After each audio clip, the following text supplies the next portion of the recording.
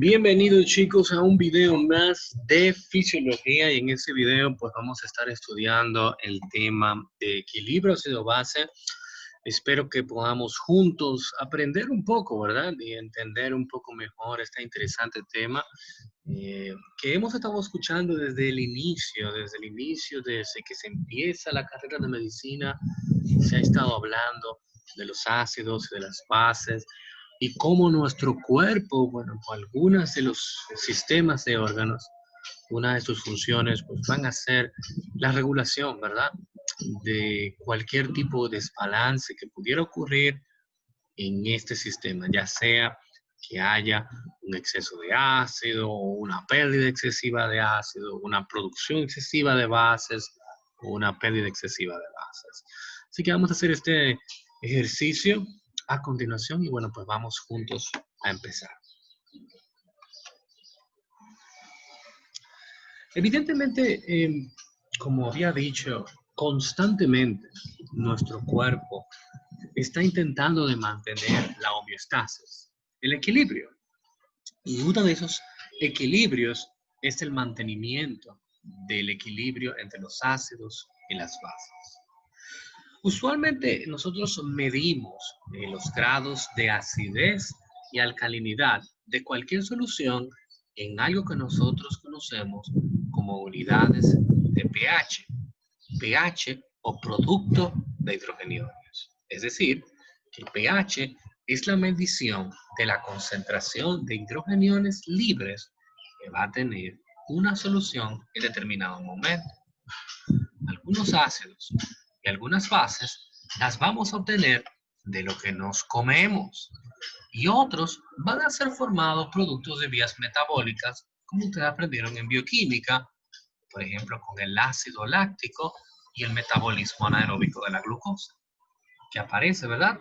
Por ejemplo, durante el momento en el que hacemos ejercicios y sentimos ese dolorcito en nuestros músculos, que traduce esa formación o esa acumulación del ácido láctico.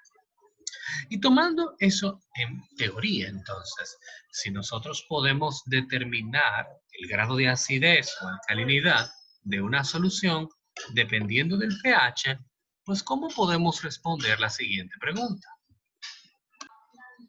Aquí, pues, la pregunta, ¿cuál es el pH más ácido? Pues nos dan dos opciones, el pH en 4 y el pH en 8. Y la tendencia original a nosotros pensar y nos dicen, bueno, si el pH es el producto de hidrogeniones, pues debe significar que mientras más haya, es más ácido y mientras menos haya, es menos ácido. Y la realidad, como muchos de ustedes ya saben, no ese es el caso. De hecho, mientras menor sea el pH, es más ácido y mientras mayor sea el pH, es más básico. Por tanto, la respuesta aquí es la A, un pH en 4. Cuando los hidrogeniones aumentan, la acidez aumenta y el pH disminuye. De nuevo, cuando los hidrogeniones aumentan, la acidez es mayor, pero el pH es menor. Cuando los hidrogeniones disminuyen, la acidez es menor, pero el pH es mayor. Algo que parece sencillo, pero que pudiera, en algunos casos, confundirnos.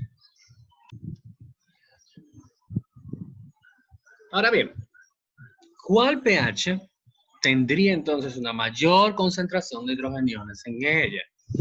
¿Cuál tendría una mayor concentración de hidrogeniones?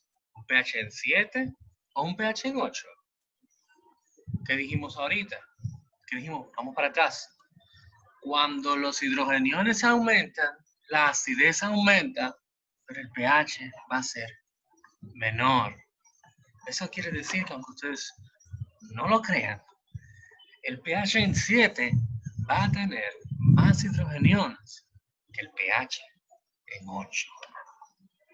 Es importante, aunque parezca fácil, que tomemos este concepto claro antes de ir a los mecanismos de regulación.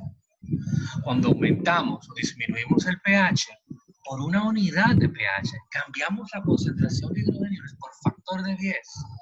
Es decir, que hay 10 veces menos hidrogeniones en un pH en 8 que en la solución que tiene pH en 7. Algunos pHs importantes en el cuerpo a recordar: en la sangre arterial aproximadamente el pH va de 7.35 a 7.45. A nivel venoso, usualmente en 7.35. Usualmente es más bajo por la concentración de CO2, que puede ser transformado a ácido carbónico por la anhidrasa carbónica. Por lo tanto, el pH tiende a ser un poco más ácido a nivel venoso. A nivel intracelular, un pH neutro en 7. A nivel intersticial, 7.35. Y a pesar de eso, si te pones a ver y los analices todos, pues ¿cuál es el más ácido? Una pregunta capciosa. Pues tendrías que decir que el más ácido sería el pH en 7, a pesar de que técnicamente es un pH neutro. Ahora bien, nosotros tenemos un ácido fuerte. No hay más ácidos fuertes en el cuerpo. Y ese es el jugo gástrico, que usualmente tiene un pH en 2. En el intestino delgado, usualmente el pH es en 8. Y esto se debe a la presencia de bicarbonato, que se forma a ese nivel para protegerse contra el ácido que pudiera venir del estómago. Y a nivel de la orina, es muy variable. Bien puede ser de 4.5 o puede ser 8. Y esto va a depender mucho dependiendo de los alimentos que ingieras o de la situación que se tenga que corregir. Como vamos a ver más adelante, los riñones forman parte de uno de los sistemas amortiguadores del cuerpo. Es decir, sistemas que van a funcionar para controlar los cambios bruscos del pH. Los ácidos, ¿qué son ácidos? Para muchos los ácidos son cosas que le tiran a la gente y queman. No, eso lo puedes ver en los juegos de video, en los muñequitos o en las películas. Pero los ácidos en definición química, son sustancias que tienen la capacidad de liberar sus hidrogeniones. Es decir, vamos a decir que los ácidos van a ser conocidos como donantes de hidrogeniones. Y podemos clasificarlos en ácidos fuertes o ácidos débiles. Los ácidos fuertes son los que donan todos sus hidrogeniones en presencia de agua. Es decir, se disocian completamente. Mientras que los ácidos débiles van a hacer esa disociación de forma parcial. No van a donar todos sus hidrogeniones cuando se pongan en contacto con agua, sino que van a donar parte de ellos. Los ácidos fuertes en nuestro cuerpo solo hay uno, como le dije hace un segundo. Y ese ácido está limitado en un lugar que es el estómago. No busquen más ácidos fuertes en el cuerpo, solamente el ácido clorhídrico que forma parte del jugo gástrico. Ahora bien, si tenemos ácidos que son donantes de hidrogeniones y tenemos ácidos fuertes que se disocian completamente en presencia de agua y tenemos ácidos débiles que lo hacen parcialmente, van a donar hidrogeniones, pero no lo hacen completamente como lo hace el ácido carbónico, el ácido láctico. También tenemos bases. ¿Y qué son las bases? Las bases, en vez de donar hidrogeniones, son las que captan hidrogeniones. Es decir, un ácido es una sustancia que dona sus hidrogeniones y una base es una sustancia que capta hidrogeniones. Las sustancias alcalinas pueden captar esos hidrogeniones. Y al igual que los ácidos, vamos a dividirlas en bases fuertes y bases débiles. En el cuerpo humano, y entonces no vamos a estudiar ninguna base fuerte, porque en el cuerpo humano no hay ninguna base fuerte. En el cuerpo humano solo hay bases débiles. ¿Como quién? Como el bicarbonato. Cuando se agrega el bicarbonato a agua, se va a formar ácido carbónico, pero va a permanecer libre el grupo hidroxilo o el grupo H, lo que hace que el pH aumente. Es decir, se ponga más alcalino. más básico. Por lo tanto, si yo tuviera 3 jarrones de agua, 1, 2 y 3, y en este jarrón que ven aquí, tengo una cantidad equivalente de hidrogeniones con una cantidad equivalente de grupo hidroxilo. Es decir, tengo una cantidad equivalente de ácido y una cantidad equivalente de base. Y aquí tengo más hidrogeniones de lo que tengo grupo base. Y aquí es al revés. Tengo más base de lo que tengo hidrogeniones. Si yo les dijera a ustedes, tomen estos 3 pH y los coloquen en el lugar que le corresponde, pues sería bastante sencillo. Dijimos ahorita que un pH neutro usualmente es un pH en 7. Eso quiere decir que este jarrón va a ser nuestro pH en 7. Ahora bien, ahora tenemos otro pH donde hay más base. Por ejemplo, este de acá, este de aquí, tenemos que hay más base que ácido, más base que hidrogeniones. Eso quiere decir que ese pH va a ser alcalino. Y si vemos aquí, nuestro pH más alcalino va a ser el pH 10. Por eso podemos con facilidad atribuir que este es el pH en 10, o al menos el que más le pega. Vamos a ponerlo aquí. Y por último, bueno, ya es fácil, ¿verdad? Porque el que nos queda, pero si vemos aquí es donde hay más hidrogeniones y dijimos que donde hay más hidrogeniones significa que es más ácido, significa que el pH va a ser menor. Por lo tanto, aquí pudiéramos con gran facilidad conformarnos con ¿quién? Conformarnos con nuestro pH en 3. Y vamos a ponerlo aquí, pH en 3. Genial. O sea, que pudimos, solamente con saber esa pequeña información, podemos saber cuál pudiera ser el pH que le corresponda. Genial. Tenemos eso ya claro. Ahora bien, hay algunas relaciones extrañas que puede tener, bueno, pues los ácidos y las bases con las proteínas. Si se fijan en esta imagen, tenemos aquí esta imagen bien colorida, de color morado, ¿verdad? Y esta imagen engrana completamente de forma exacta, como si fuera una llave en un cerrojo, sobre esta estructura que está aquí. Esta estructura que está aquí, ¿verdad que sí? Como pueden ver, es una proteína. Y esa proteína va a tener la capacidad de poder reaccionar con sustancias como esta que está aquí de color morado, que son enzimas. Las enzimas van a poder ser específicas para su sustrato. En este caso, el sustrato de esa enzima, la que ustedes quieran que sea, imagínense la que ustedes quieran, el sustrato de esa enzima es esta proteína. Y como pueden ver, están hechos el uno para el otro. El espacio que tiene está diseñado para que ahí se pueda colocar la enzima. Pero también en los extremos de cada proteína podemos ver que hay extremos que son ácidos y extremos que son básicos. Esto es interesante porque eso va a significar que va a haber un extremo que va a ser donante y un extremo que va a ser receptor. ¿Okay?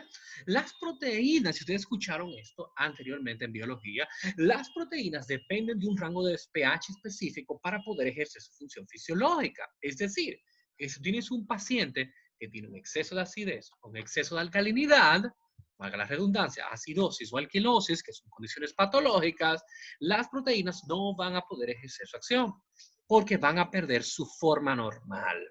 En esta imagen que ven aquí tenemos una proteína conocida como una enzima y las enzimas tienen puntos activos en su estructura con formas específicas para una proteína. Si la forma de la proteína cambia, entonces la enzima no puede funcionar.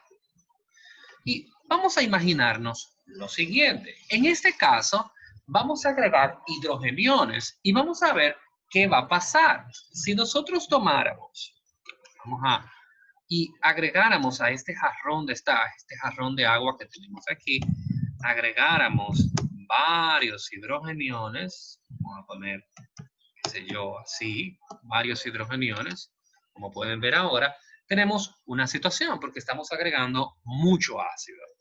Y si ustedes se fijan, voy para atrás, si ustedes se fijan, tal vez ahora no se dieron cuenta de manera tan rápida, Pero si se fijan, el extremo básico de esta proteína ha cambiado. ¿Por qué? Porque ¿qué dijimos ahorita que hacen las bases? Captan hidrogeniones. Y si se fijan acá, este extremo, aquí, este extremo ha captado uno de los hidrogeniones. Vamos a ver acá. Lo ha captado y se ve claramente ahora que esto ha llevado a un cambio. ¿Por qué ha llevado a un cambio? Porque si se fijan ahora, nuestra proteína, ¿verdad que sí? Ahora no va a tener la forma que tenía antes. Y por lo tanto, la enzima que tenemos no va a poder engranar de forma específica en su sustrato. Y por tanto, la acción va a quedar inhibida. La situación sería similar si nosotros agregáramos una base. Si hay cambios bruscos en el pH, va a haber una desnaturalización de las proteínas, lo que va a impedir que su función pueda ejecutarse. En este caso, vimos la relación de una enzima, que son siempre proteicas, siempre derivan de aminoácidos, la cual ha quedado totalmente incapacitada de hacer su acción porque la proteína sobre la cual ella iba a actuar, el sustrato, acaba de ser alterada en su forma debido a un cambio en el pH, en este caso, un exceso de hidrogeniones, por lo que el extremo básico captó los hidrogeniones, genial, pero la forma de la proteína quedó devastada en el proceso y por lo tanto hemos alterado su función normal.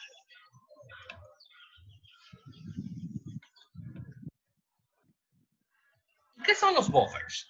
¿Qué son los amortiguadores? De nuevo, una palabra que si has pasado por química y biología no es nueva. Y es importante que recordemos que los buffers, su función es la de evitar los cambios bruscos en el pH. Esto es importante porque no es que evitan los cambios del pH, sino que evitan los cambios bruscos del pH, que no es lo mismo. Sí va a haber cambio de pH, lo que ellos hacen es que no sea de una forma abrupta. Y pueden funcionar de tres formas. Número uno, los buffers químicos, los más rápidos, actúan en segundo. El sistema bicarbonato y ácido carbónico es el más común. También hay otros, como las proteínas, que vimos anteriormente. También tenemos el fosfato y el ácido fosfórico. También tenemos el sistema respiratorio en segundo lugar, que es el segundo en velocidad. Y por último, es el más lento, la regulación renal. El bicarbonato y el ácido carbónico son posiblemente el sistema de ácido base o amortiguador más conocido. Y en esta solución que tenemos acá, esta pecerita bien bonita, vamos a tener aquí en este color verde, amarillo, ustedes decidan, el bicarbonato y vamos a tener aquí en color morado el ácido carbónico. Genial. Ahora, ¿qué pasaría?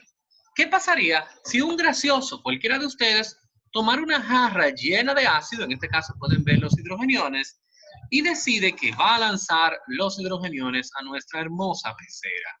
¿Cuál sería la consecuencia? Y si nosotros hablamos anteriormente, al inicio de la presentación, dijimos, ¿cuál es el rol de las bases? ¿Captar qué?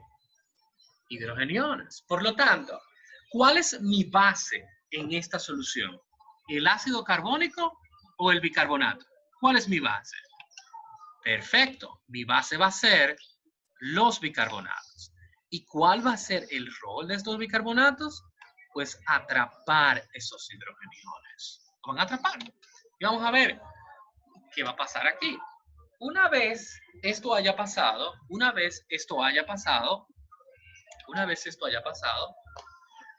los bicarbonatos, al atrapar ese nuevo hidrogenión, se van a transformar en ácido carbónico. Y esta captación va a repercutir en dos cosas. Número uno, el exceso de hidrogeniones que llegó de repente no va a provocar un cambio brusco en el pH. Es decir, el pH no va a caer de repente con todos los hidrogeniones, ya que el bicarbonato se va a encargar de captarlo para que eso no ocurra. Ahora bien, no solamente se trata de captar los hidrogeniones, sino que también, si ustedes se fijan, al ellos captar los hidrogeniones, se van a transformar en ácido carbónico. Es decir, y recordamos anteriormente que el ácido carbónico es un ácido débil. Por lo tanto, sí va a haber una disminución del pH de como estaba inicialmente, porque se va a estar formando ácido carbónico. Pero va a ser igual de brusco que como si hubiéramos permitido todos esos hidrogeniones de forma inicial. No. Es posible que ese cambio, si no hubiéramos tenido el bicarbonato ahí, hubiera sido brutalmente atroz, hubiera cambiado, qué sé yo, de un pH en 7 a un pH en 2 en cuestión de segundos. Sin embargo, con el bicarbonato ahí, esto ocurre de una forma más paulatina y no tan severa. Porque recuérdense que al final del día, el ácido carbónico que se forma al agregar, al captar ese hidrogenión sobre la estructura del bicarbonato es un ácido débil. Y su disociación no va a ser tan importante. No donan hidrogeniones de forma absoluta, como lo haría un grupo de hidrogeniones per se o un ácido fuerte. Si la otra cara fuera, en vez de agregar hidrogeniones, agregaríamos ahora bases, agregaríamos grupo hidroxilo. ¿Qué dijimos, verdad que sí? ¿Qué dijimos que pueden hacer los ácidos? Donar hidrogeniones. ¿Qué pueden hacer los ácidos? Donar hidrogeniones. Y en nuestra solución, aquí, ¿cuál es nuestro ácido? El ácido carbónico.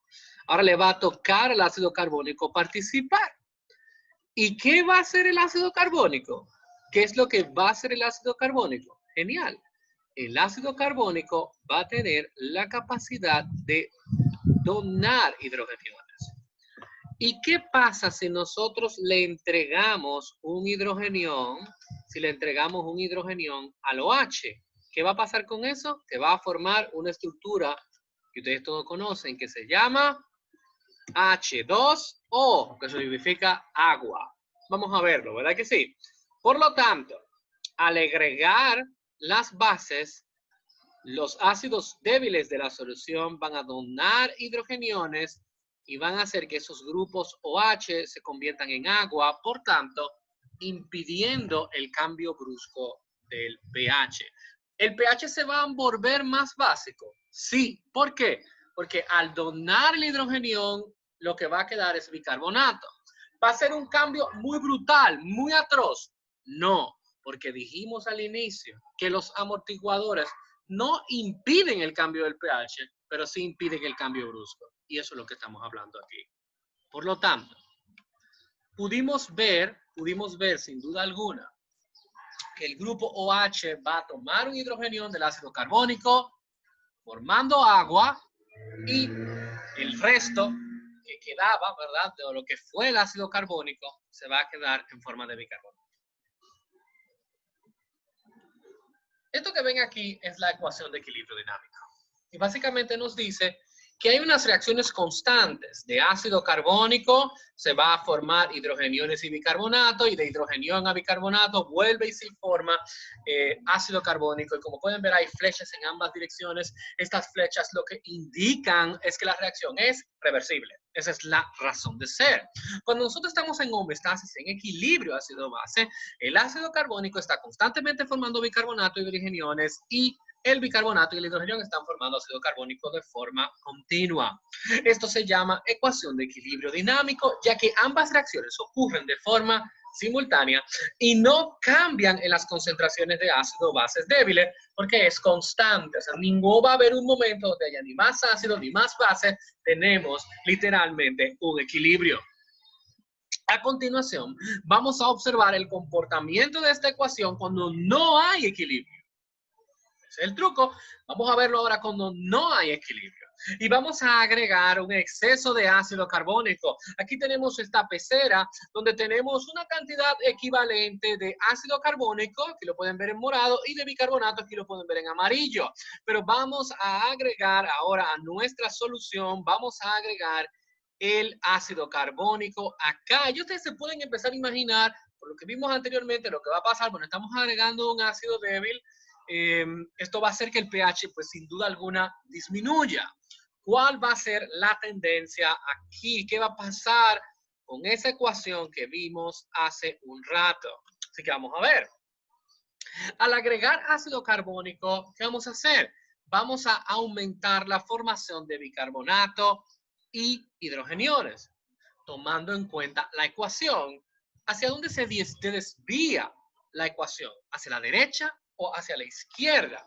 Recuérdense que dijimos anteriormente que estas flechas que ven aquí significan que esto es reversible, además de que es dinámico, está continuamente pasando.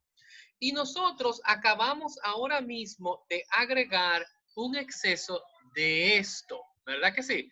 Estamos agregando un exceso de ácido carbónico. Ese ácido carbónico va a empezar, ahora hay más ácido carbónico, vamos a tener más de este lado, vamos a tener más de este lado. Eso va a significar que va a haber una mayor producción, una mayor desdoblación hacia aquel lado. Es decir, que vamos a estar formando un exceso de ¿qué? De bicarbonato e hidrogeniones. Vamos a estar formando ¿qué? Un exceso de bicarbonato e hidrogeniones. Entonces, extremadamente interesante a la hora de nosotros verlo, porque evidentemente, si nosotros, bueno, pues estamos movilizando más uno de los extremos, es entendido que empecemos a desviarnos hacia el lado contrario. Al agregar más ácido carbónico, la ecuación, como vimos, se va a desviar a la derecha, llevando a un exceso de formación de hidrogeniones y bicarbonato. Estamos agregando más de este lado, por lo tanto la desviación va a ser hacia la derecha. Ahora, para que vean lo raro de esto, porque esto es un tema bien abstracto. Y si agregamos hidrogeniones, ¿a dónde se desvía la ecuación? Si nosotros en vez de agregar ácido carbónico, bicarbonato, lo que agregamos es hidrogeniones, ¿hacia dónde se desvía la ecuación? Bueno, aquí es interesante. ¿Dónde la vamos a desviar? Ahora la vamos a desviar hacia la izquierda. ¿Por qué hacia la izquierda? Porque ¿qué fue lo que agregamos? Agregamos hidrogeniones. Mírenlo aquí. Vamos a tener un exceso de hidrogeniones. Y ese exceso de hidrogeniones que continuamente se está funcionando ¿con quién? Con el bicarbonato. Va a empezar, como hay más hidrogeniones, van a empezar a formar más ácido carbónico, más ácido carbónico, más ácido carbónico, más ácido carbónico. Estamos desviando la ecuación hacia la izquierda. La ecuación se desvía hacia la izquierda. Gran parte de los hidrogeniones van a ser captados por la base bicarbonato, el trabajo, captar hidrogeniones, y van a ser transformados en ácido carbónico, impidiendo así el cambio brusco del pH. Lo mismo que vimos anteriormente. Lo mismito. No ha cambiado en nada. Ahora bien, si no hubiera ácido suficiente, si tuviéramos poca cantidad de hidrogeniones, ¿qué pasaría? ¿Hacia dónde se desviaría la ecuación? Ahora, la situación no es que agregamos exceso de nada. Ahora la situación es que por algún tipillo de razón tenemos problemas aquí. Y nuestros hidrogeniones van a ser muy pocos. Casi no tenemos hidrogeniones. Y eso son malas noticias. Esas son malas noticias, ¿verdad que sí? Entonces, ¿qué vamos nosotros a hacer? Estamos tristes, no tenemos hidrogeniones. ¿Qué vamos a hacer ahora? Pues genial. Vamos a fabricar nuevos hidrogeniones. Bueno, pues qué mejor manera para resolver nuestro problema de hidrogeniones que fabricando nuevos hidrogeniones.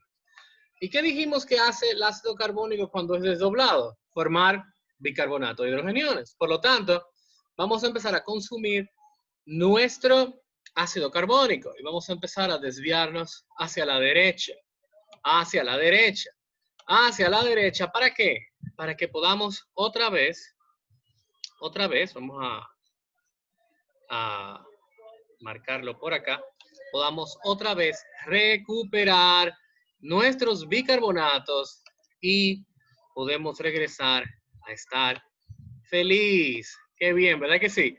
Ahora ya tenemos una vez más nuestro hidrógeno. Genial, suena divertido. Perfecto. Acabamos de desviar nuestra reacción hacia la derecha y el ácido carbónico nos va a ayudar aquí a formar nuevos hidrogeniones. Genial. Ahora bien, los pulmones también son bastante útiles. Son los segundos en velocidad luego de los buffers químicos. Y van a tener un rol importante también en el equilibrio ácido-base, aunque no lo van a hacer tan eficiente como los anteriores. El metabolismo celular va a formar dióxido de carbono, CO2, el cual va a ser expulsado al exterior por los pulmones. Cuando respiramos rápido y profundo, perdemos más CO2. Pero cuando respiramos lento y superficial, perdemos menos CO2. Dentro del eritrocito, es decir, del glóbulo rojo, hay una enzima que se llama anhidrasa carbónica. Y esa anhidrasa carbónica es la que se encarga de combinar el CO2 y el agua para formar el ácido carbónico. ¿Ok? Y esto es extremadamente importante porque esta reacción, como pueden ver, también es reversible y va a estar continuamente ocurriendo. El CO2 y el agua se fusionan para formar ácido carbónico y el ácido carbónico se desdobla para formar agua y CO2. Similar a la reacción que vimos anteriormente. Por lo tanto, vamos a complicarnos y vamos a fusionar nuestras reacciones. La reacción que vimos ahorita con esta de ahora de la anhidrasa carbónica. Y vamos a complicarnos. Vamos a tomar el CO2 que se combina con el agua. La anhidrasa carbónica va a formar el ácido carbónico que luego se desdobla para formar bicarbonato y más hidrogeniones. Pero también el bicarbonato y los hidrogeniones se unen para formar ácido carbónico que luego se desdobla para formar agua y dióxido de carbono. Estas reacciones ocurren de forma constante y reversible. El CO2 y el agua se unen para formar el ácido carbónico. Sin embargo, también tenemos que el bicarbonato y el hidrogenión se unen para formar ácido carbónico, ¿verdad? Y luego el agua y el CO2. En un paciente que presenta disminución de la frecuencia respiratoria o disminución del intercambio de gases, ¿qué ocurre con el CO2 del plasma? ¿Aumenta o disminuye?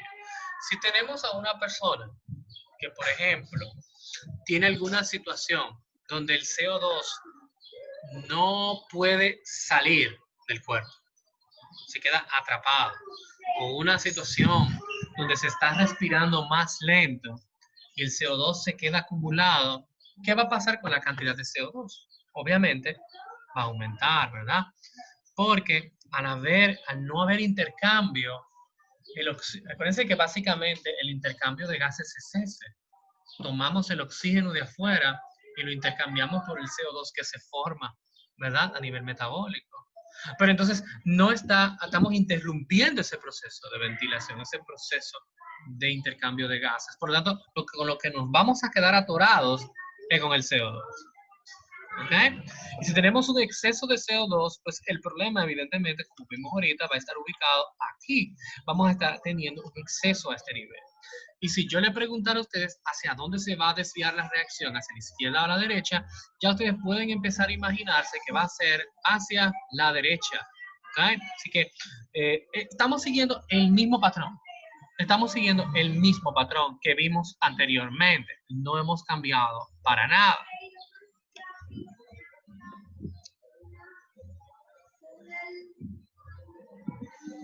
Entonces, si la frecuencia respiratoria disminuye, ¿qué pasa con el pH del plasma? Pues evidentemente si estamos acumulando ácido carbónico, ya ahí la respuesta está dada. ¿Qué va a pasar con el pH? Va a disminuir. Vamos a tener una acidosis. ¿Una acidosis de qué tipo? Respiratoria. ¿Por qué? Porque los pulmones están siendo incapaces de sacar el CO2 y al nosotros, pues, tener esa acumulación de CO2, el CO2 va a empezar a desdoblarse para formar bicarbonato y hidrogeniones. Eso va a controlar el cambio brusco del pH, pero sin duda alguna el pH va a disminuir. Pero si el paciente presentara una frecuencia respiratoria aumentada, ¿qué pasa con la concentración? Tenemos un paciente con una crisis de pánico y empieza a respirar muy rápido, se va a perder mucho CO2. ¿Qué va a pasar con la concentración de CO2? Que va a disminuir.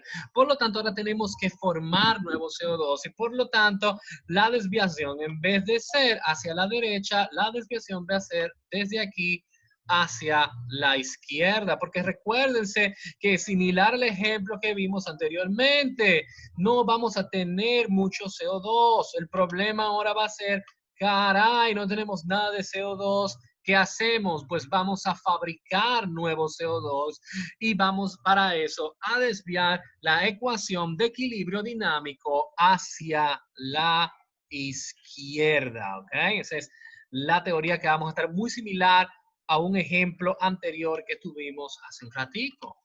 Genial. Y cuando aumenta la frecuencia respiratoria, ¿qué pasa con el pH del plasma? Si empiezas a respirar muy rápido y sacas demasiado CO2, eso significa que va a haber menos ácido carbónico y te vas a entrar en una alcalosis respiratoria. Si retienes el CO2, acidosis respiratoria. Si botas mucho CO2, alcalosis respiratoria. El pH del cuerpo se mantiene dentro de un rango muy estrecho para permitir el correcto funcionamiento de las proteínas, como vimos previamente. El plasma normal, la concentración plasmática normal de hidrogeniones es, por lo tanto, muy baja, aproximadamente unos 40 nanomol. Tal control estricto se debe a la presencia de buffers en todos los compartimientos del cuerpo y la eliminación de ácidos volátiles por los pulmones y la excreción de los no volátiles por los riñones. El metabolismo diario de las grasas y los carbohidratos a dióxido de carbono produce una carga de ácido volátil sustancial en forma de CO2 aproximadamente de 15.000 miliosmoles que forma hidrogeniones a través de la reacción de equilibrio dinámico que hemos estado revisando durante esta presentación. Sin embargo, debido a que el dióxido de carbono se elimina rápidamente a través de la respiración alveolar, la reacción anterior se dirige hacia la izquierda porque los hidrogeniones no se acumulan. El metabolismo diario de las proteínas produce una carga de ácido mucho más pequeña en forma de ácidos no volátiles como el sulfato y el fosfato. Estos ácidos no volátiles se excretan en la orina en forma de amonio. El buffer primario del compartimiento del líquido extracelular es el bicarbonato, que amortigua la carga diaria de ácido generada por el metabolismo. Por eso dijimos ahorita que es posiblemente el método de buffer químico más común. Los pulmones, como vimos también, contribuyen al equilibrio ácido-base al excretar CO2, aunque en los trastornos ácido-bases, por ejemplo, en la alcalosis metabólica, pueden compensar reteniendo CO2. Los riñones contribuyen al equilibrio ácido-base mediante la eliminación de ácidos no volátiles como el sulfato y el fosfato. También recuperan la mayor parte de bicarbonato filtrado y crean bicarbonato de nuevo o novo a través de la desaminación del aminoácido glutamina. El diagnóstico de un trastorno ácido-base a menudo se puede realizar por la presencia de anomalías en los electrolitos solo con una historia subjetiva. Por ejemplo, el bicarbonato elevado y el cloro disminuido en un paciente con una clínica de episodios de vómito severo sugieren una alcalosis metabólica. Sin embargo, se requiere un análisis de gases arteriales para que uno pueda literalmente hacer un diagnóstico más definitivo y específico sobre la condición.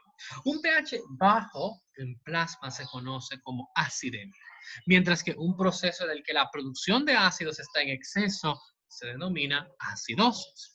Un pH plasmático alto se conoce como alcalemia y un proceso donde hay un aumento en la producción de bases se denomina alcalosis. Cabe destacar que los pacientes con acidosis y alcalosis pueden ocurrir al mismo tiempo. Eso se llama trastorno mixto y pueden tener un pH normal porque ambas condiciones se equilibran una con la otra. La vía renal, que es la vía más lenta, ya sabemos, puede tardar horas y días y va a ayudar a la eliminación de ácidos no volátiles, como hemos visto. En la función renal hay 3 puntos principales: filtración, reabsorción y secreción. Y usualmente la parte de la secreción y de la reabsorción van a ser extremadamente útiles para estas funciones que vamos a estar hablando. ¿Qué pasaría si el pH de la sangre se eleva por encima de lo normal? ¿Cuál sería el rol de los riñones en el caso de un paciente que tiene alcalosis, que tiene un exceso de base, cuyo pH se ha elevado de manera exagerada y patológica? En este caso, el bicarbonato no va a ser reabsorbido. ¿Y qué es eso de reabsorción? Recuérdense que la unidad funcional del riñón es la nefrona. Y la nefrona va a estar compuesta por una serie de túbulos. Túbulos, ¿verdad? Que vamos a tener túbulos contorneado proximal, lasa de Henle, túbulo contorneado distal. Pero la idea principal es que a través de esos túbulos, como vemos aquí, el bicarbonato que en algún momento debe ser filtrado. Recuerden que el proceso de filtración es pasar literalmente de la sangre, vamos a ponerlo otro color, vamos a ponerlo azul para que sea un poco mejor, pasar desde el capilar glomerular hacia, ¿verdad?, los túbulos. Ese es el proceso de filtración ahí, pero el proceso de reabsorción es de los túbulos de regreso al espacio intersticial y de ahí, bueno, a la sangre otra vez. Es decir, que el proceso que nosotros estamos hablando aquí, que necesitamos mejorar, es el proceso de reabsorción del bicarbonato, es decir, conseguir que el bicarbonato, luego de estar en los túbulos donde está la orina ahí adentro, pueda ser regresado de nuevo, ¿ok? Y en el caso de un paciente, ¿verdad?, que tiene alcalosis, pues tú no quieres que el bicarbonato sea reabsorbido. ¿Por qué? Porque tú ya tienes un problema de exceso de base. Por lo tanto, olvídense de la reabsorción. Vamos a dejar literalmente que todo ese bicarbonato se pierda por la pipí y caiga afuera, ¿ok? No nos interesa para nada reabsorberlo. ¿Por qué? Hay exceso de base. ¿Y qué es el bicarbonato? Una base. Si reabsorbo la base, voy a volverme más básico, por lo tanto, voy a tener una alcalosis peor. Por lo tanto, riñón, no hay problema, bota todo eso por la pipí, y en el caso de esta alcalosis, el bicarbonato no va a ser reabsorbido por los túbulos, se va a perder por la orina. Ahora bien, si perdiéramos bicarbonato, ¿qué pasa con el pH? Bueno, pues el pH, como estamos perdiendo base, el pH va a tener la tendencia a reducir un poco y esto va a permitir controlar la situación, porque vamos a disminuir el pH gracias a la pérdida de base y vamos a poder tener un sistema de regulación totalmente biológico. Por tu propio sistema van a controlar esta condición. Genial. En el caso contrario de una acidosis, va a haber una disminución significativa del pH y el proceso va a ser más complicado. Ya no solo se va a tratar de simplemente no reabsorber el bicarbonato. Ahora tenemos un pH muy bajito, tenemos mucha acidez y tenemos que hacer varias cosas. Número 1, vamos a reabsorber el bicarbonato. El mismo bicarbonato que dejamos perder, vamos a traerlo de regreso. Lo necesitamos ahora. Ahora estamos ácidos. Vamos a crear bicarbonato nuevo. En el mismo riñón vamos a crear nuevos bicarbonatos. Y también vamos a botar hidrogeniones. Vamos a hacer que la orina se vuelva más ácida. ¿Recuerdan que ahorita hablamos que el pH de la orina puede ser de 4.5 a 8? Precisamente por esto. Porque tú en algunas condiciones lo puedes tener con mucho bicarbonato y en otras condiciones lo puedes tener con hidrogeniones, en el sentido de que tu cuerpo esté regulando cambios en el pH. Los riñones filtran aproximadamente 4.500 mil equivalentes de bicarbonato al día. La mayor parte de esto se reabsorbe. Los riñones también sintetizan bicarbonato de nuevo para compensar la producción de ácido no volátil. Este proceso ocurre a través de la amoniogénesis.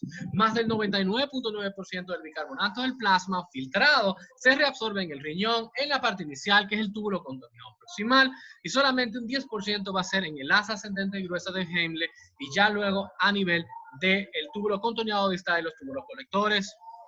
Los iones de hidrógeno se secretan en la luz tubular, donde reaccionan con el bicarbonato filtrado para formar ácido carbónico, que se disocia a dióxido de carbono y agua, y una reacción catalizada por la anhidrasa carbónica.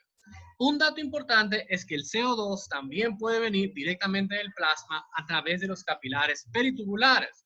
Recuerden que el CO2 es una sustancia que puede pasar con mucha facilidad a través de las membranas celulares, es decir, ella no necesita ninguna proteína transportadora ni canal iónico, sino que su liposolubilidad le permite un paso fácil. Por lo tanto, es fácil conseguir que el CO2 pueda entrar a las células.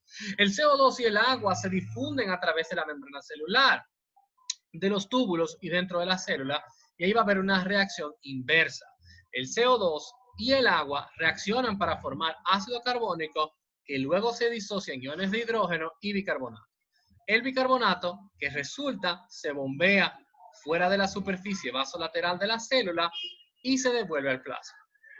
Ahora bien, ese concepto que ustedes acaban de escuchar ahí, yo sé que es extremadamente abstracto y extremadamente raro. Por lo tanto, vamos a intentar de verlo de una forma más sencilla. Dijimos que habían, eso que leímos ahorita, eso era Guyton para ustedes. Vamos ahora a hacerlo un poco más práctico. Vamos a sacarlo de lo abstracto y vamos a venir a la vida real, ¿verdad? En la vida real, reabsorber bicarbonato es un poco difícil. ¿Por qué es un poco difícil? Porque a nivel de las células tubulares, vamos a usar nuestra imaginación aquí un poco.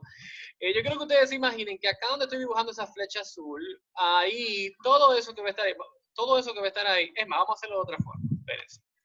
Vamos a ponerle otro colorcito. Aquí. Donde está esta flecha amarilla, ustedes saben lo que va ahí, eso amarillo. Vamos a imaginarlo que eso es la pipí que va ahí. ¿Ok? La pipí va ahí. Es lo que nosotros vamos a conocer como el lumen tubular o la luz de los túbulos. Bien, esto que ustedes ven aquí, ¿verdad? Esta célula, vamos a marcarla de alguna forma. Vamos a ponerla con un color rojito. Esta célula que ustedes ven aquí, ¿verdad que sí? Son las células tubulares. Y esto que ustedes ven acá es el espacio intersticial.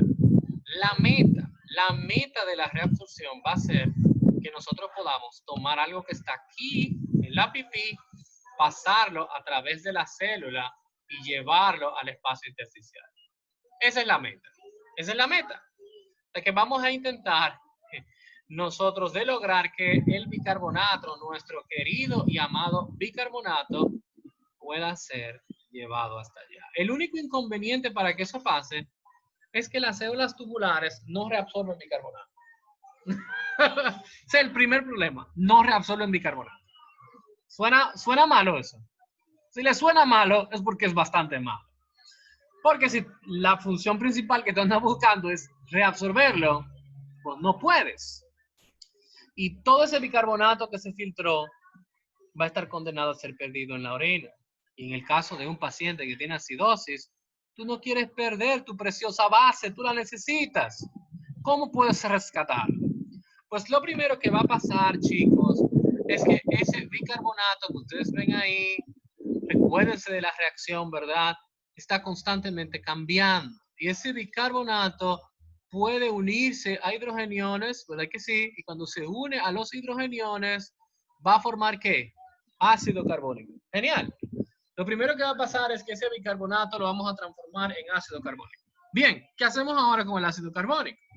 A nivel de las células renales, y no estoy muy claro si ustedes en histología vieron esto, a nivel de los túbulos proximales al menos hay una gran cantidad de microvellosidades, muy similares a las que ustedes conocieron en el intestino también. Y la idea es mejorar la superficie de absorción. Recuérdense que en el túbulo contoneado proximal, 80% de estas sustancias deben ser absorbidas. De hecho, un adelanto. Es el lugar de mayor actividad de reabsorción en toda la nefrona. No solamente para esto, sino que se reabsorben todos los aminoácidos, se reabsorbe la mayor cantidad de agua, de electrolitos y también hasta de glucosa. Por lo tanto, sin duda alguna es un área de actividad de gran importancia. Por lo tanto, en esas microvellosidades vamos a tener unas pequeñas enzimas. Esas enzimas, aquí la pueden ver, esas enzimas la ponen aquí en inglés con sus siglas CA. ¿Ustedes saben lo que significa CA?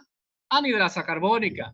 ¿Ustedes recuerdan lo que hacía la anidrasa carbónica? La anidrasa carbónica podía regular una reacción de dos vías. Podía transformar el ácido carbónico en agua y CO2, pero también podía tomar el agua y el CO2 y llevarlo a ácido carbónico.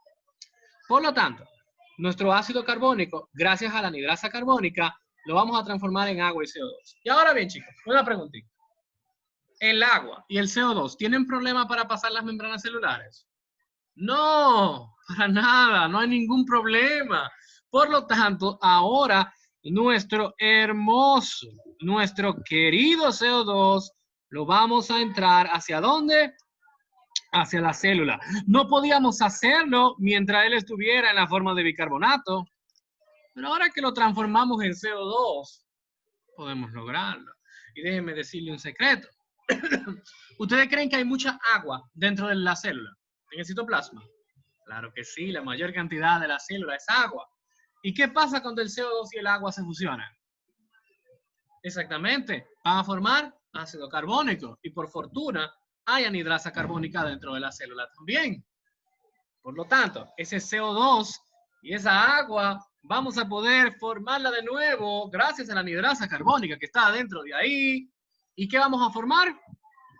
Exactamente, vamos a formar ácido carbónico.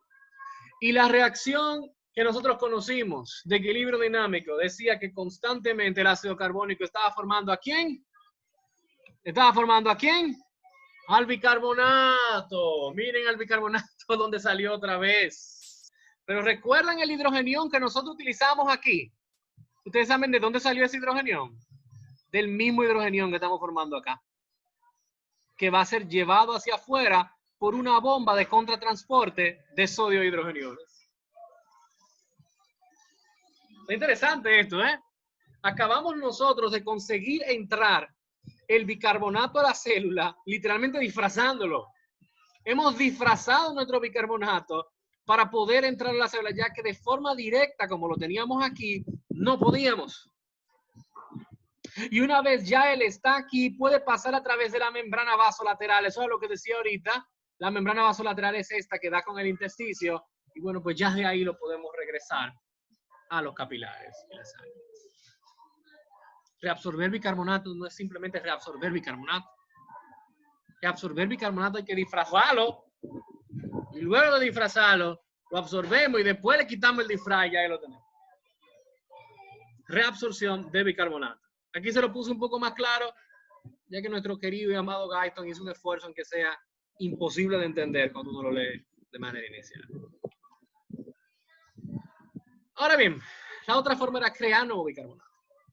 Y en los túbulos colectores, ya no en el proximal, y esto es al final de la nefrona, ocurre la generación de nuevo bicarbonato de nuevo. El CO2 puede llegar por el metabolismo o por el plasma. Fíjense que el CO2 se puede formar con mucha facilidad a nivel metabólico. El CO2 y el agua van a formar el ácido carbónico dentro de la célula tubular por la acción de la anhidrasa carbónica. Va a generar bicarbonato el hidrogenión. El hidrogenión se regresa al filtrado por transporte activo primario contra un gradiente, evidentemente. Y poco bicarbonato a este nivel, ya todo va a ser reabsorbido en el túbulo proximal. Recuerden que es donde ocurre el 80% de la absorción del mismo. ¿Ok? Esto es extremadamente interesante que nosotros lo veamos aquí. Bueno, algo que falta, que no lo mencioné, es que se va a combinar con el fosfato, ese hidrogenión que salió, como lo pueden ver aquí con el fosfato, y el ácido fosfórico que se forma no puede ser reabsorbido otra vez, por lo que secreta en la orina y va a mantener el pH de la orina por encima de 4.5. ¿Ven? Eso es interesante.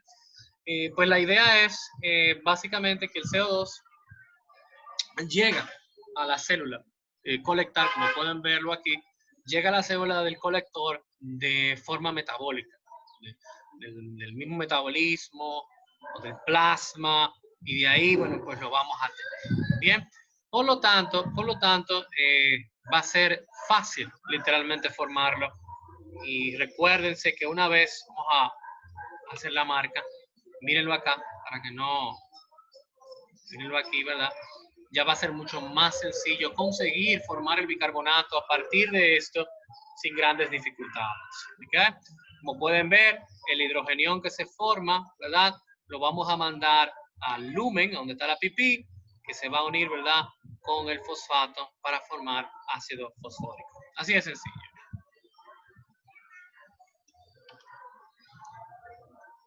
Ahora bien, la acidosis metabólica, yo la defino muy fácil.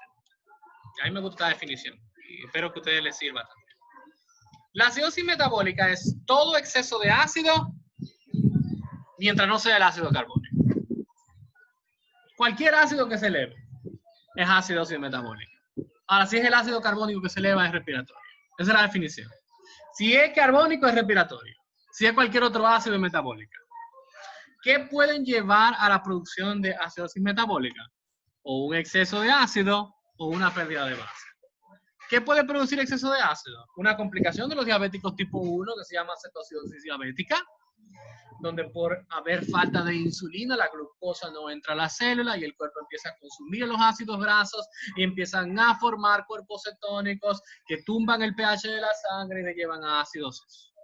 También la cetosis que se produce por los ayunos prolongados, como ahora es la meta, ¿verdad?, de las dietas keto. La acidosis láctica también. También podemos tener, recuerden que la acidosis láctica se forma por metabolismo anaeróbico de la glucosa. Los fallos, los daños renales, las injurias renales y los niveles altos extracelulares de potasio, las hipercalemias, por así decirlo. También puede ser producto de una pérdida de base, como puede ocurrir luego de que te comas esa ensaladita en la calle y te dé una amebiasis, te dé una diarrea fuerte, porque vas a empezar a perder mucho bicarbonato que se produce a nivel de los intestinos.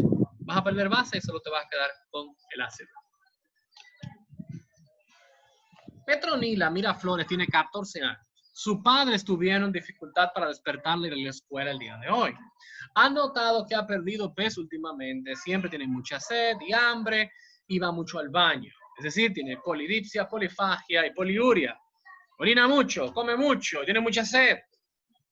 Jovencita, está perdiendo peso. Dificultad para despertar, la piel tibia y seca. Está respirando, es el truco, está respirando de forma profunda y rápida. Profunda y rápida. ¿Y para qué alguien estaría respirando de forma profunda o rápida? Para perder ácido carbónico. ¿Y por qué alguien quisiera perder ácido carbónico? Porque tiene una acidosis metabólica. Y esto es muy importante. Los problemas metabólicos son compensados por los pulmones y los problemas pulmonares son compensados por los riñones. Es decir, las alcalosis y acidosis metabólicas las compensa el sistema respiratorio. Las acidosis y alcalosis respiratoria las compensa el riñón. Y en este caso, esta chica lo que tiene es un debut de una diabetes mellitus tipo 1 con una cetoacidosis. Por lo tanto, ¿quién es que va a resolver? Al nivel respiratorio. Y hay un exceso de ácido. ¿Y qué mejor manera de yo corregir un exceso de ácido que botando mucho ácido? ¿Cómo voy a botar el ácido? Sacando mucho CO2. ¿Se recuerdan del caso que vimos ahorita? Es lo mismo. Ahora el sistema respiratorio va a presentar esta respiración. Una respiración que ustedes en un futuro la van a conocer como respiración, vamos a ponérsela aquí, respiración de Kussmaul. ¿Ok? Respiración de Kussmaul, que es propia de las acidosis metabólicas. Bien.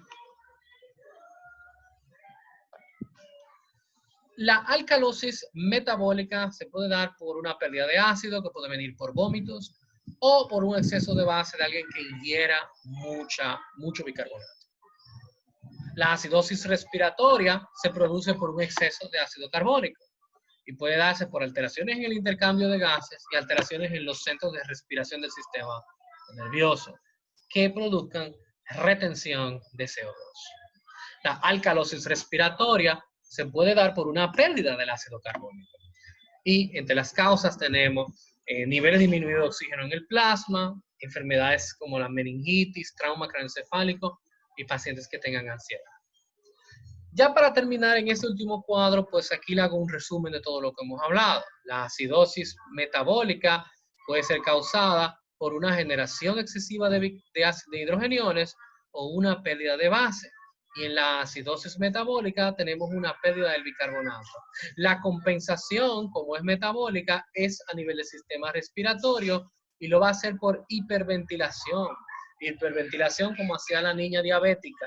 ¿Okay? Y eso va a llevar una desviación del equilibrio, de la ecuación de equilibrio hacia la izquierda. Cuando tenemos una acidosis respiratoria, usualmente la falla es en el intercambio de gases, que va a llevar a un aumento del CO2 y que va a llevar a una desviación de la ecuación hacia, ¿verdad?, la derecha, como podemos ver aquí. La compensación, como le dije, si el problema es respiratorio, pues la compensación va a ser renal. Y como aquí hay una acidosis, pues lo que vamos a hacer es reabsorber bicarbonato y a generar nuevo bicarbonato por los procesos que ya estuvimos. La alcalosis, cuando es metabólica, usualmente se debe a la pérdida de bicarbonato, a la pérdida, perdón, a la pérdida de hidrogeniones o a la ganancia excesiva de bicarbonato, y aquí el bicarbonato aumenta. La compensación por ser metabólica es respiratoria y lo que vamos a hacer es hipoventilar, respirar más lento. La desviación va a ser hacia la derecha también. Ahora, cuando tenemos una alcalosis respiratoria, usualmente la causa es por hiperventilación, como en los pacientes que tienen una sepsis, una infección, una meningitis o que tienen una crisis de ansiedad. Y aquí vamos a tener que el CO2 disminuye y vamos a intentar de fabricar nuevo CO2 desviándonos hacia la izquierda, y la compensación va a ser la excreción de bicarbonato, es decir, que no lo vamos a resolver.